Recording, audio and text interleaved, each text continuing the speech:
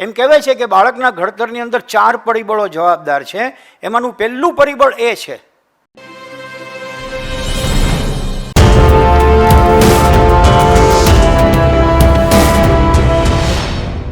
આવું જ આપણા બાળકનું બને છે. બાળક મહેમાન છે તમારા ઘરનો, અને એ મહેમાન છે એટલે જ પરણ્યા પછી પોતાની પત્ની સાથે ઘર છોડીને પોતાનું બીજું ઘર માંડે છે. એને અધિકાર છે. અધિકાર શબ્દ ઉપર હું ભાર મૂકું છું. કેમ દીકરો જુદો થઈ ગયો ફરિયાદ નહીં કરવી જોઈએ. દીકરો અને દીકરાની વહુ એમ નેમ તમારા ભાણે જમતા જમતા ભેગા ભેગા જીવતા હોય તો ફરિયાદ કરવા જેવી છે.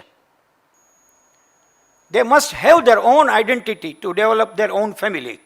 પોતાનું કુટુંબ બનાવવા માટે પોતાની એક આઈડેન્ટિટી એને ઊભી કરવી પડે. મારો પ્રશ્ન એ હતો કે તમે જેને રેડ કાર્પેટ વેલકમ આપવા તૈયાર નહોતા એવા સંતાન માટે તો મુશ્કેલી છે. તો એની પ્રતિબિંબન એવું આવ્યું કે બાળક આવે છે તેનું આપણે સૌથી પહેલાં ઉત્સાહથી હર્ષથી સ્વાગત કરવાનું છે. બાળક એટલે દીકરો દીકરી નથી, બાળક છે એનું સ્વાગત કરવાનું છે. સ્વાગત કરવાનું એટલે શું? જ્યારથી મારી વાઈફે મારા સંતાનને કન્સીવ કરવાનું શરૂ કરતી હું ત્યારથી મારો ગોલ્ડન પીરિયડ શરૂ થાય છે. Golden period. એમ કહેવાય છે કે બાળકના ઘડતરની અંદર 4 પરિબળો જવાબદાર છે. એમાંનું પહેલું પરિબળ એ છે કે એ પૂર્વજન્મ. આપણે પૂર્વજન્મ ન માનતા હોઈએ તો જન્મ પૂર્વેના મહિના, હું એવું એનું અર્થઘટન કરું છું. કોઈ એમ કે હું પૂર્વજન્મ નથી માનતો, કોઈ વાંધો નહીં. જન્મ પૂર્વેના મહિના, રાઉન્ડ અબાઉટ 9 months, એ જન્મ પૂર્વેના મહિના છે.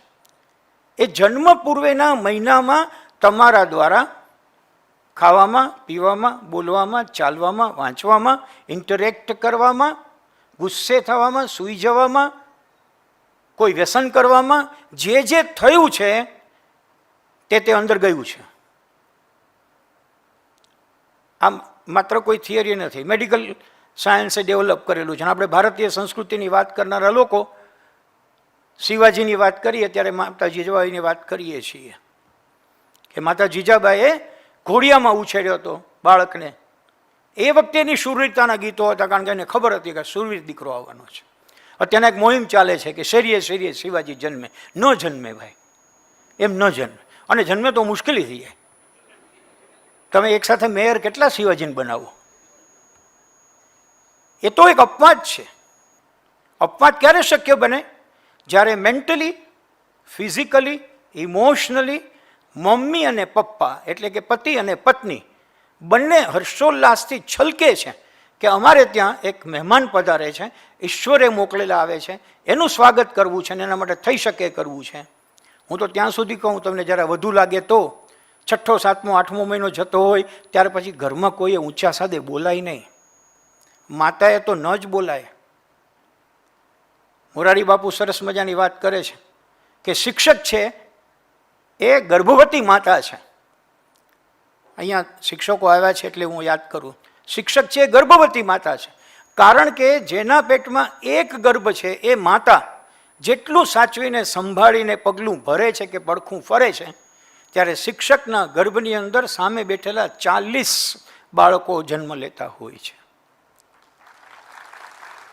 એટલી કાળજી એને લેવી પડે, કારણ કે એ 40 બાળકોને જન્મ આપનારી માતા છે. તો ઉચ્ચે સાદે બોલવું નહીં, સારામાં સારું વાંચવું, એ વેટાણે જેટલા આપણા અભરખા હોય ખાવા પીવાના એને થોડા સીમિત કરવા. રોજ સાંજે જે ફૂડ પ્રોવાઈડર્સ હોય છે એના નામ નથી લેતો, નામ લઈએ તો એ પાછા અહીંયા એને પેમેન્ટ કરવું પડે, તો એને આપણે ઘરે બોલાવવાનું બંધ કરવું જોઈએ. આપણને આવડતું હોય એવું દેશી સરસ મજાનું ખાવું જોઈએ. મને શું પચે છે એની તો મને ખબર હોવી જોઈએ ને. નથી ખબર હોય, ઘણાને ખબર નથી હોતી. હાળું પતે પછી જ ખબર પડે કે આ ફાયું નહીં, પણ ખાધું તો તમે જ ને, કોઈએ કાંઈ મોઢામાં તો નાખ્યું નથી. તો આ બધી જ કાળજી, ઝીણી મોટી કાળજી. અહીંયા એક દાદા દાદી બેઠા છે એટલે એમણે વાત કરી હતી એટલે એ પણ ભેગું જોડું.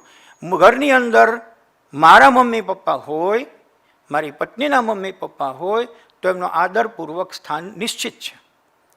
પણ જ્યારથી મારી વાઈફ પ્રેગ્નન્ટ થાય ત્યારથી સલાહ સૂચનાઓ આપવાનું કામ આ બંને વડીલોએ કરવાનું નથી. Full stop. આ બહુ ક્લિયર કહેવા માગું છું. ધ્યાન રાખજે હો.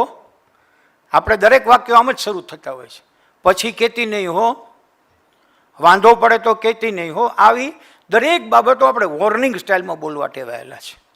નો વર્ડ્સ લાઈક ધીસ. અંદર બાળક જીવે છે, તમારી સંવેદનાને એ બરાબર ઝીલી રહ્યું છે. આ જન્મ પૂર્વના મહિનાઓની આટલી કાળજી. આ એટલા માટે હું કહું છું કે સામાન્ય રીતે આપણે પ્રેગ્નન્ટ થઈ જઈએ ત્યારથી લગભગ ડ્યુ ડેટ આવે ત્યાં સુધી મસ્તીમાં આનંદ કરતા હોઈએ છીએ. આનંદ મસ્તીમાં ચોક્કસ કરવાનો છે, but two remember there is someone with me who can understand, who can smell, who can get some emotions, તો બી કેરફુલ. મને ખ્યાલ નથી, ઘણા લોકોને કદાચ ખ્યાલ હશે, નાગર કોમ્યુનિટી હેઠળ માતાજીનું સ્થાપન કરવામાં આવે નવરાત્રિમાં. એટલે એવો ભાવ હોય કે માતાજી અમારે ઘરે 10 દિવસ રોકાવા આવ્યા છે. અને ત્યારે એટલી બધી ડિસિપ્લિન હોય કે માતાજી બેઠા છે, ધીમે બોલો. કોઈ જોસ્તી બોલે તો કહેવાય કે અરે માતાજીને ડિસ્ટર્બ થશે. હું તો એવું કહું છું કે આ કોમ્યુનિટીમાં ભલે નવરાત્રિમાં સ્થાપન થાય, તમારે ઘરે બાળક જન્મવાનું છે એવી ખબર પડે ત્યારથી યાદ રાખજો માતાજી બેઠા છે. શાંતિ જળવાય, સરસ મજાનું હળવું સંગીત ચાલતું રહે, હસી મજાકની વાતો થતી રહે. કદાચ બહુ ઉગ્ર વાતાવરણ થાય તો ગર્ભવતી સ્ત્રીએ ઉઠીને બીજે વયા જવું અને તે સ્થાન છોડી દેવું. આટલી કાળજી એ સમયે લેવામાં આવે તો પછીનું કામ સરળ બને છે. એક બાબત બહુ ચોખ્ખું કહેવામાં આવે છે, બાળક શું શીખે? જવાબ ચોખ્ખો, બાળક જે જીવે તે શીખે. સાયકોલોજીનો એક સિદ્ધાંત છે, child chooses to learn. Child chooses to learn, એટલે કે child learns what he chooses to learn. બાળક શું શીખે છે? એ જેને પસંદ કરે છે તે શીખે છે. તમારે શીખવવું છે તે શીખે એવું જરૂરી નહીં. તમે જેટલા ઇનપુટ એની સામે મૂક્યા એમાંથી એને જે પસંદ પડ્યું તે શીખશે. આપણને લોકોને ખ્યાલ છે, બાળકો વિશે આપણે કહીએ છીએ કે મેં કેટલો પ્રયાસ કર્યો પણ એને મનમાં ચડ્યું જ નહીં, કર્યું જ નહીં. એનો અર્થ એવો કે એને પસંદ નહોતું કર્યું. એનો થોડોક અર્થ એવો પણ ખરો કે એની પાસે વસ્તુની રજૂઆતનો માર્ગ તમારો થોડોક નબળો બન્યો. Give them the choice. એને ચોઇસ આપો કે આમાંથી તું કર, તારે જે કરવું હોય તે કર. પણ મા બાપ તરીકે આપણે એમ કહીએ કે આમ કર, હું કહું એમ કર. ધ્રુવ ભટ્ટ તો બહુ સુંદર વાત કરે છે. એ કહે છે કે જ્યારે તમે બાળકને એમ કહો કે હું કહું તેમ કર, ત્યારથી જ શિક્ષણનું નિકંદન નીકળે છે. મનમાં ઉગે ને જે કોળે એ કરે તે બાળક, એવી વ્યાખ્યા છે.